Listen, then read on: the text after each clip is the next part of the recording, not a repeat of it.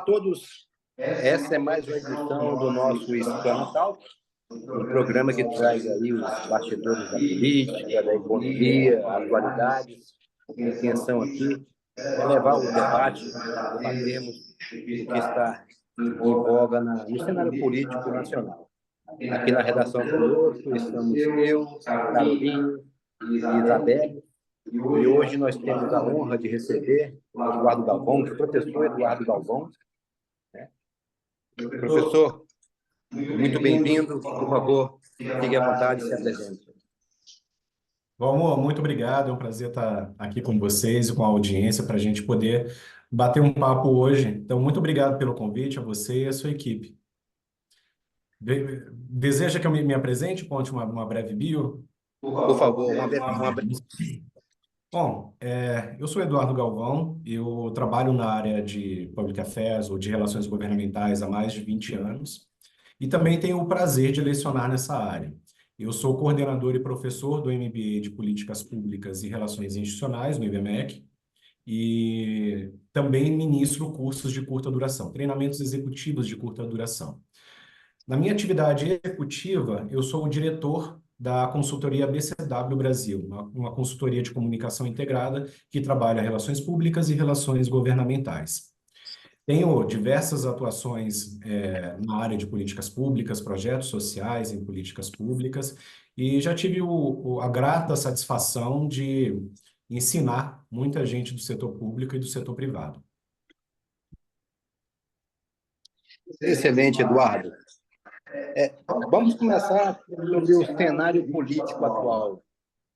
Como que você vê a repercussão em torno da declaração do presidente Lula sobre a questão de Gaza, o Holocausto? Como que você interpreta a repercussão desse episódio?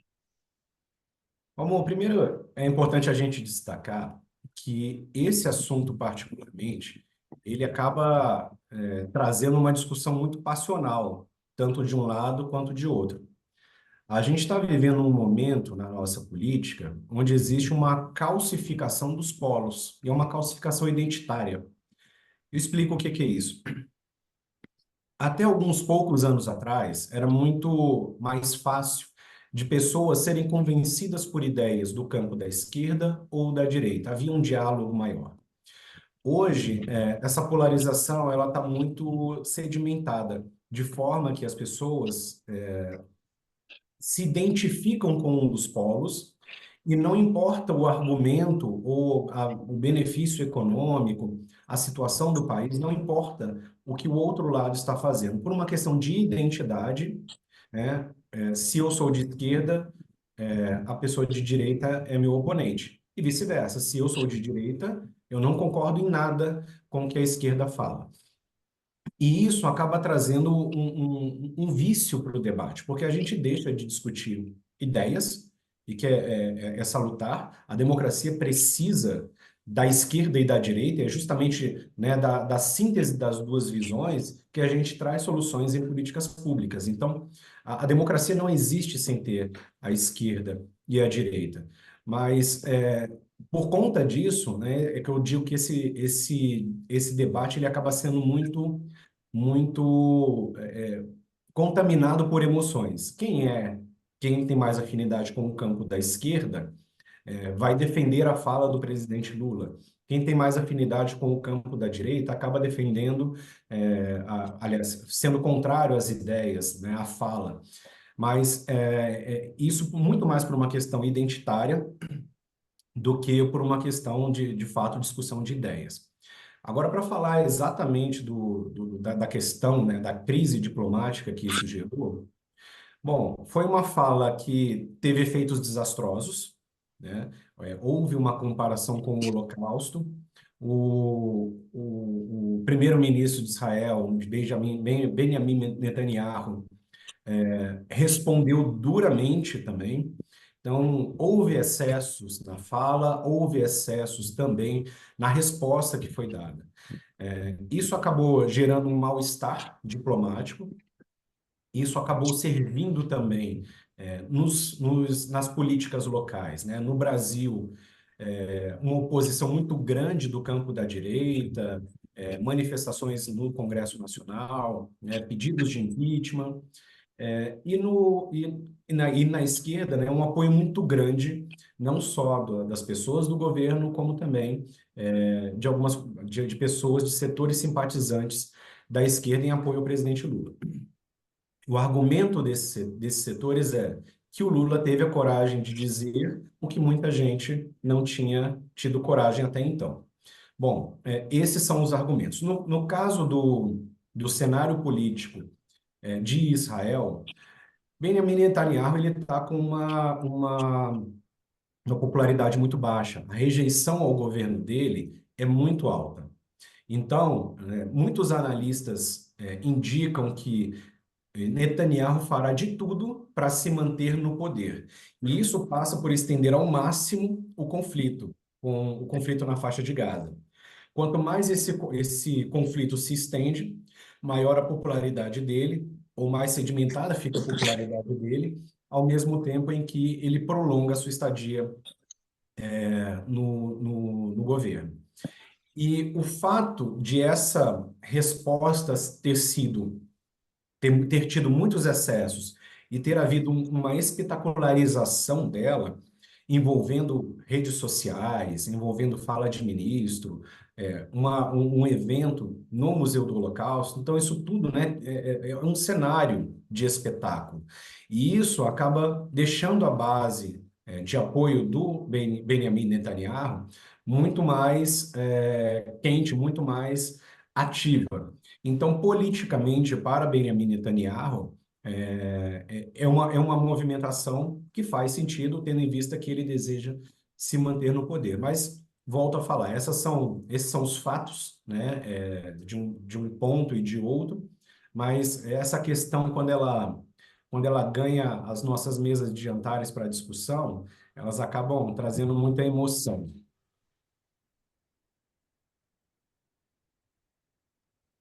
Boa tarde, Eduardo. Prazer, eu sou a Caroline. Ainda nessa questão da fala do Lula, eu queria saber, só para a gente entender melhor a situação, quais são as consequências na prática que essa fala do Lula traz para o Brasil no mercado do comércio exterior. Muito bem, Caroline. Essa pergunta ela é muito importante porque quando a gente faz análise política, a gente tem que separar o que é fato do que é ruído. E principalmente por conta do advento das redes sociais, hoje tem muito ruído. Então, por mais que esse assunto ele esteja ganhando as manchetes do noticiário nacional, e as pessoas estejam bastante inflamadas em relação a isso, só se fala nisso. Aliás, um ponto relevante nesse assunto essa fala do presidente Lula aconteceu numa viagem à África por conta de uma intenção do governo em se aproximar dos países africanos. O que para a agenda brasileira, e para a agenda de comércio e para a agenda internacional brasileira é muito positivo, é muito favorável. Só que esse fato ficou ofuscado por conta da crise diplomática desencadeada por conta da fala. Então, é uma pena que pautas importantes tenham acabado sendo contaminadas, não, eu digo, ofuscadas, por uma fala que acabou sendo desastrosa. Mas em termos práticos, em termos de comércio exterior e de cooperação, isso não muda muita coisa. Sim, haverá um mal-estar diplomático e isso será aproveitado nas políticas locais, tanto pelo Brasil quanto por Israel, mas em termos práticos, em termos de comércio exterior, isso não vai afetar. Existe uma tendência no comércio exterior a um pragmatismo muito grande. Então, por mais que falas venham daqui e acolá, que os humores se exaltem, as relações comerciais elas obedecem uma ordem, uma lógica de pragmatismo. Então, tende-se a se manter todas as relações comerciais. Além do que, isso quando a gente fala em um âmbito multilateral, mas também bilateral. E existem acordos de cooperação em tecnologia, em economia, e esses acordos, eles não são afetados. Eles continuam, eles mantêm a sua vigência, eles mantêm a sua dinâmica. Então, em termos práticos, causará um mal-estar diplomático, vai ser aproveitado internamente pelos dois países. Em termos de comércio, não haverá a tendência de que não haja né, nenhum impacto, que as relações comerciais se mantenham, e nas questões de cooperação também, as relações entre Brasil e Israel devem se manter, pelo menos dado o cenário que temos hoje. Eduardo, boa tarde, prazer, eu sou a Isabelle Mendes. Eu queria mudar um pouquinho o rumo da nossa conversa e perguntar sobre o lobby. Nós entendemos que ele está presente, principalmente em nações com economia bem desenvolvida, e eu queria entender como que está o processo de regulamentação do lobby aqui no Brasil.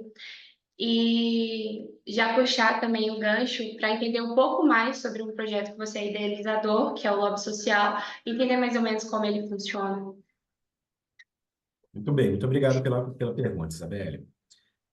A questão do lobby é outra questão que também gera muito ruído, né? Existe a conversa, né, para a mídia, existe a conversa, né, nas redes sociais e existe a conversa técnica. Vamos separar o que é uma coisa e o que é outra. A primeira coisa que a gente precisa desmistificar, aliás, são duas coisas importantes de se desmistificar.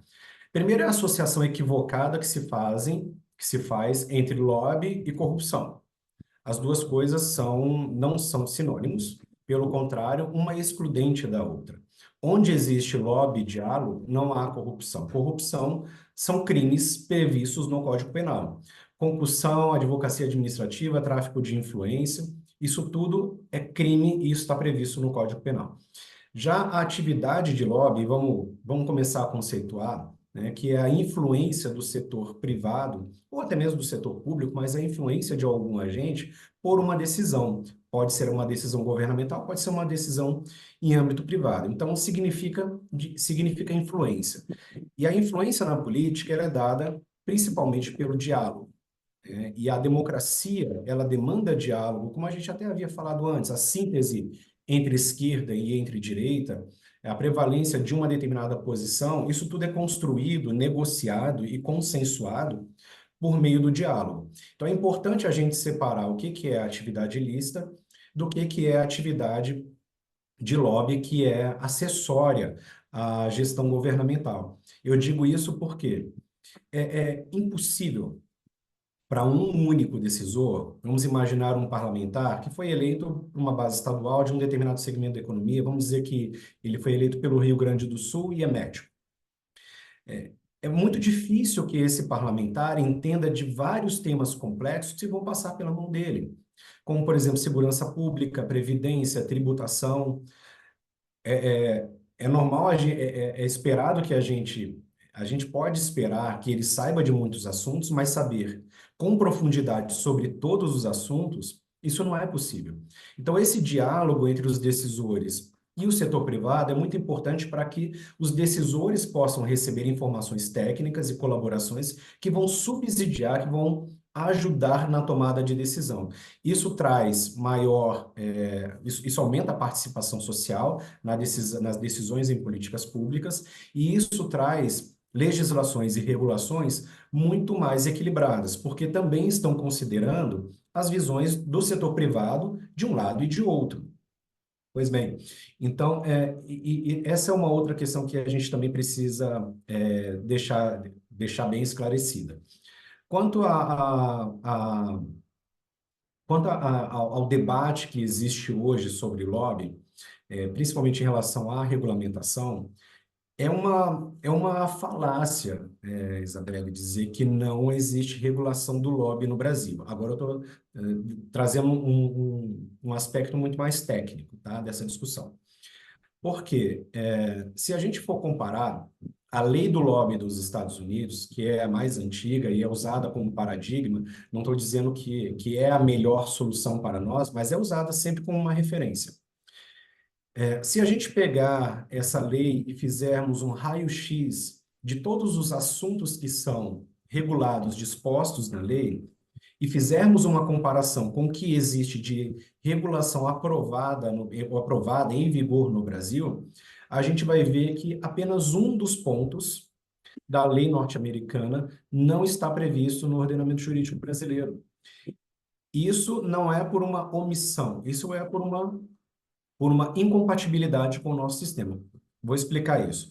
Nos Estados Unidos existe a obrigatoriedade de apresentação de relatórios periódicos sobre a atividade, principalmente dos investimentos, dos gastos feitos, com campanhas, com publicações, com eventualmente associações a entidades, ao lobby direto. E isso no nosso ordenamento, no ordenamento brasileiro, não encontra espaço, porque existe o sigilo da privacidade da informação comercial. Então, apenas esse ponto não é regulado. Então, existe sim uma regulação no Brasil que prevê sanções, que fala sobre quarentena de agentes públicos, que regula a forma de relação, de encontros entre decisores, principalmente do executivo, com agentes do setor privado. Então, isso tudo está regulado. É uma boa regulação? A meu ver, e aí não é análise, é opinião, a meu ver, essa legislação ela ainda pode ser muito melhorada, tá?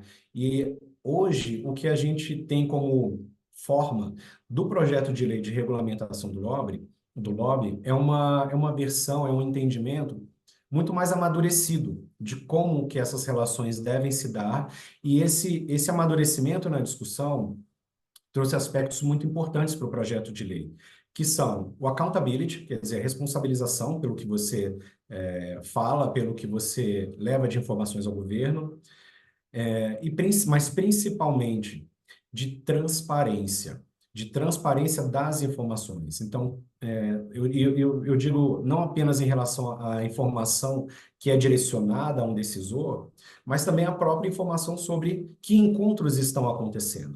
Então, agenda pública de autoridades, né, especificando com quem a autoridade pública se encontrou e para tratar de que tema. Quando a gente tem isso disponível para a sociedade, a gente tem uma transparência e um accountability muito maior, porque a gente consegue entender quem são os setores que estão conversando com os decisores, quais são os principais temas, e isso permite até que a sociedade civil organizada se movimente para poder levar as suas contribuições. Se eu levo uma contribuição e um setor que é contrário à minha posição sabe que percebe na agenda pública que eu estive tratando daquele assunto com aquele decisor, ele certamente também vai tentar uma agenda para mostrar o ponto de vista e as informações daquele setor. Então, a regulação, como ela está caminhando hoje, ela foca muito na transparência e ela foca muito no accountability. E ainda preserva alguns valores que são essenciais para essa atividade, principalmente a facilidade, a equidade de acesso para todos os agentes.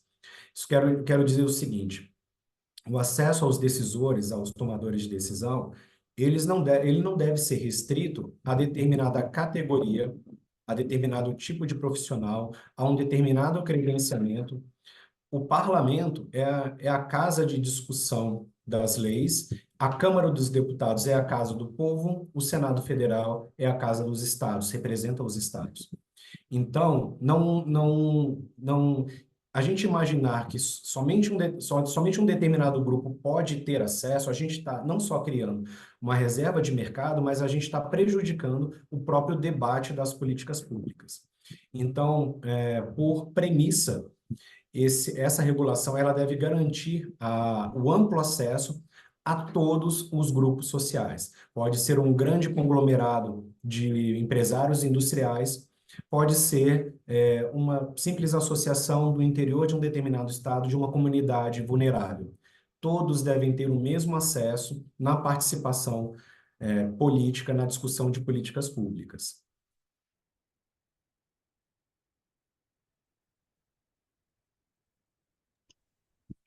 Excelente, Eduardo. Retomando aqui, a sua atuação como analista político, de cenário político, dialoga muito com a nossa atuação, de repórter político, de jornalista político.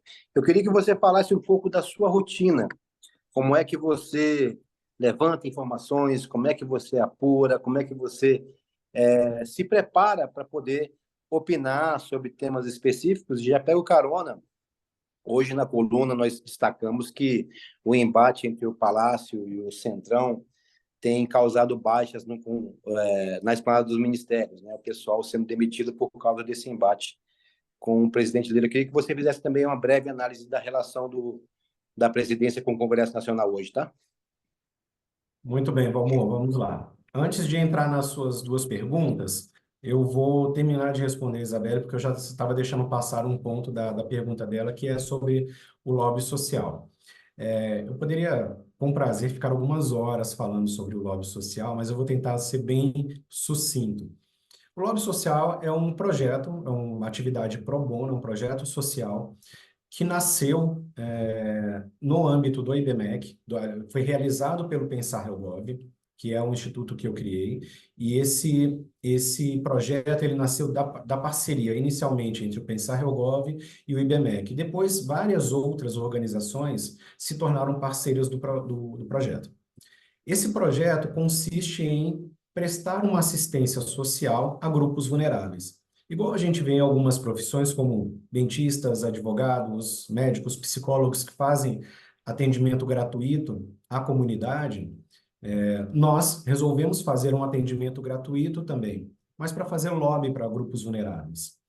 Então, nós reunimos um grupo de colaboradores voluntários, são estudantes e profissionais, que entendem os problemas do grupo vulnerável e trabalham na elaboração de soluções para aqueles problemas e vão atrás para realizar essas soluções. Então, vai desde o diagnóstico do problema público, passa pela elaboração de políticas que são alternativas para se resolver ou mitigar aquele problema público e a própria implementação da política.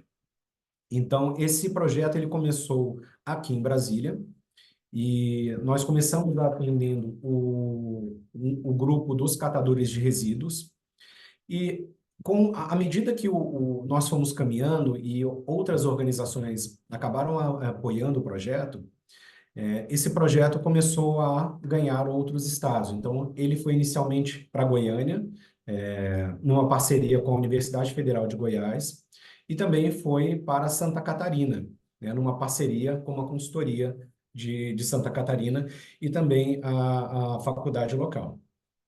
Isso permitiu que, então, a gente ampliasse, né, além dos catadores de resíduos no DF, também atendermos em Goiás os quilombolas, e em Santa Catarina, atendemos crianças carentes com necessidade de capacitação para o mercado de trabalho. Crianças não, jovens, né, com necessidade de capacitação para o mercado de trabalho.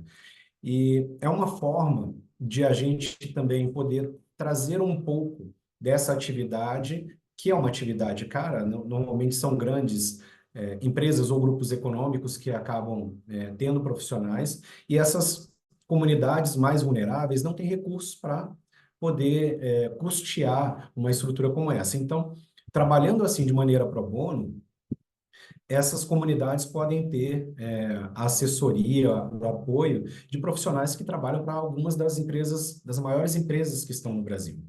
Então, é um projeto que traz uma capacitação para quem são os colaboradores, porque são estudantes. Então, a gente ensina eles a trabalhar, a fazer campanhas de lobby, e também traz um atendimento para o grupo vulnerável. Então, a gente consegue capacitar os jovens, a gente consegue ter uma ação social e trazer um impacto positivo para o mundo, além do que é uma satisfação pessoal muito grande quando a gente trabalha com esse tipo de projeto. Então, obrigado por trazer essa pergunta e obrigado por dar esse espaço para a gente contar um pouco sobre essa iniciativa. E agora, Valmor, entrando nas suas duas perguntas, a primeira em relação à rotina, né? Bom, eu sou sócio de uma consultoria internacional que chama BCW e a gente atende empresas e associações. Os problemas, né, que a gente acaba lidando são muito ligados ao ambiente político e ao ambiente regulatório. Então, muitas vezes as empresas elas precisam reformular a sua atividade no Brasil, ou são empresas que estão entrando no mercado brasileiro e primeiro eles têm que avançar as suas agendas, os seus temas prioritários, ao mesmo tempo que eles têm que lidar eventualmente com algumas regulações que acabam sendo empecilhos, que acabam obstaculizando a atividade deles. Então, nós trabalhamos na discussão dessas regulações para que a empresa possa operar de uma maneira saudável no Brasil, possa atender o mercado consumidor e a gente possa atualizar, a gente possa aprimorar esse nosso ambiente regulatório. Então, na nossa rotina, né, nós sempre temos uma agenda positiva, uma agenda propositiva e uma agenda reativa. Nós sempre temos aqueles temas em que nós precisamos trazer relevância, a gente precisa incluir na agenda política, a gente precisa criar políticas públicas, a gente precisa mudar a regulação vigente e, ao mesmo tempo, a gente também joga na defensiva. Quando vem uma nova proposta de regulação, uma nova proposta legislativa que acaba impactando nos negócios da empresa ou nos negócios do setor, a gente também precisa atuar para levar o contraponto, para levar o outro ponto de vista, e aí, obviamente, né, perseguindo, né, um ambiente regulatório, um ambiente legislativo muito mais favorável. Então, o dia de uma equipe começa muito cedo, lendo não só o diário oficial, tanto o federal quanto também dos estados, mas também se atualizando das movimentações políticas, porque todas essas movimentações que acabam ganhando a grande mídia, elas acabam impactando, né, no nosso ambiente, na interlocução possível que a gente tem. Se a gente percebe, por exemplo, você mencionou aqui da relação entre executivo e legislativo, né? Hoje saiu uma notícia contando de um encontro que o presidente Lula fez ontem no Palácio do Planalto com o presidente da Câmara, Arthur Lira, e os líderes partidários.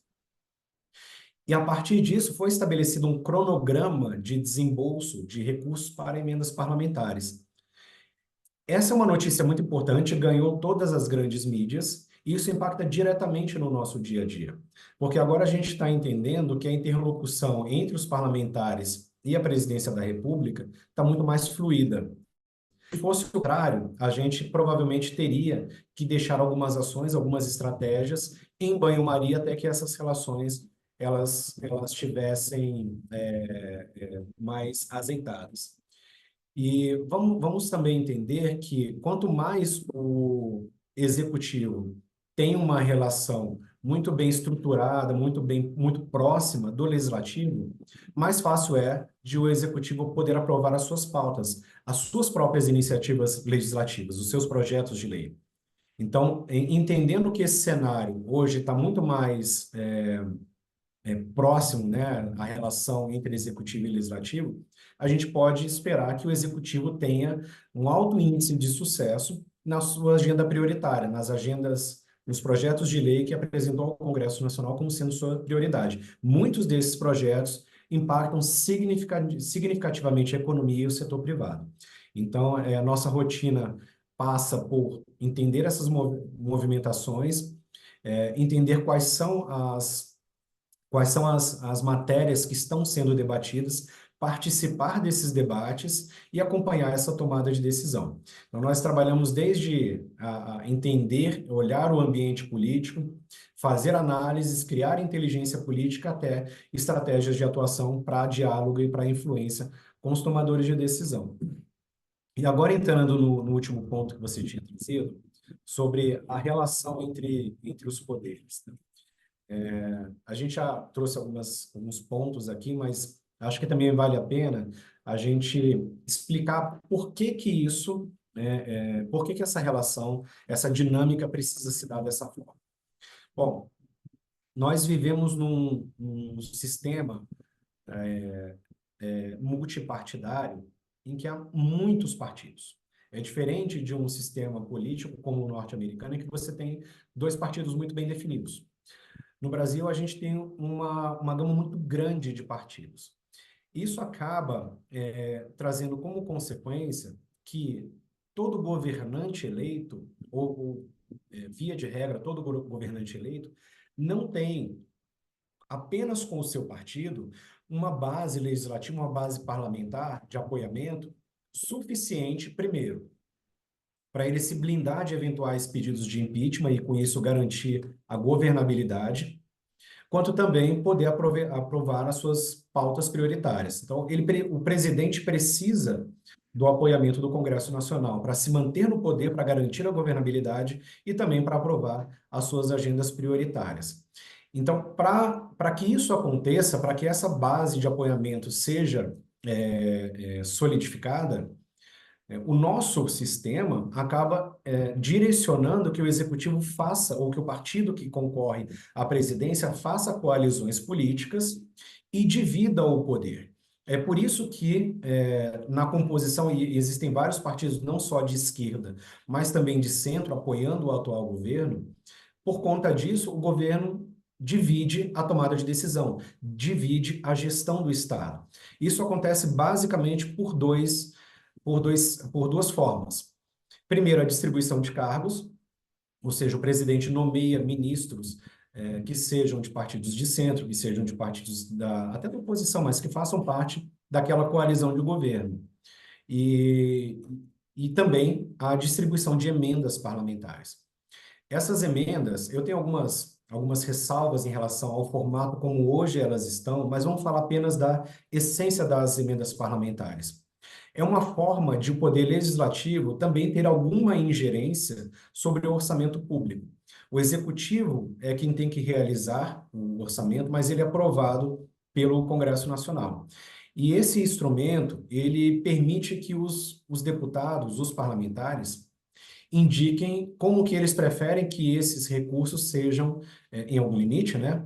Um limite, uma parte desse recurso seja aplicado e direcionado para políticas públicas.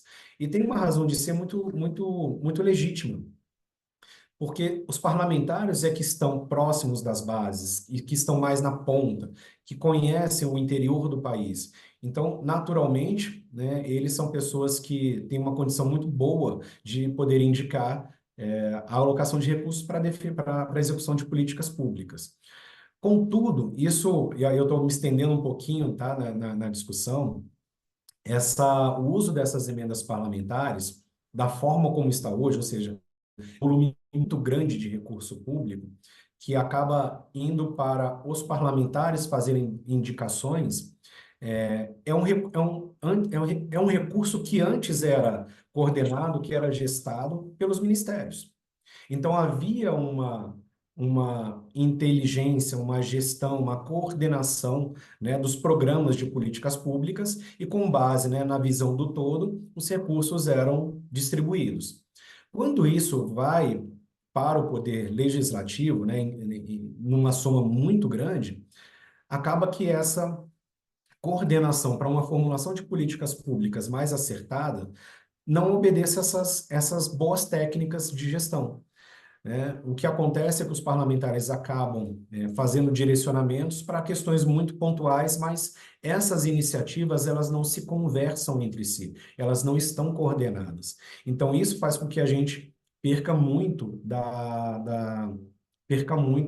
do potencial benefício que pode trazer, né? Tudo que se pode extrair daquela alocação de recursos.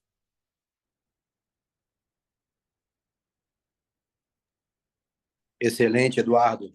Uma aula aí de bastidores. Infelizmente, Eduardo, professor, nosso tempo tem um limite. Nós poderíamos passar aqui horas e horas debatendo todas essas frentes que você atua, que são muito interessantes. E em nome de toda a equipe da redação aqui da Coluna Explanada, agradecer sua participação, estamos à disposição e sucesso sempre aí na sua carreira e muito obrigado por sua participação, abrir a agenda para nos atender, tá ok?